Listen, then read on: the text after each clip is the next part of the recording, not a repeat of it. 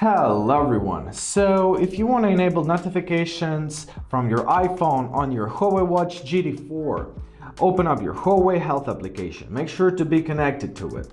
Now go to your Devices tab right here at the bottom.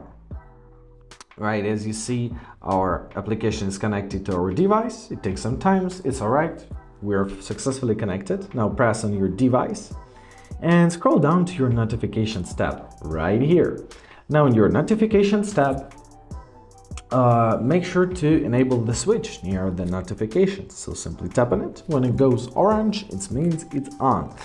Also, you can enable or disable any notification manually. So which is on that list. For example, we don't want to get the notifications from Instagram. We do not need this. Simply tap on the switch near it and they're off. If you want them back, tap on it again, glows with orange, and means they're on. And that's it.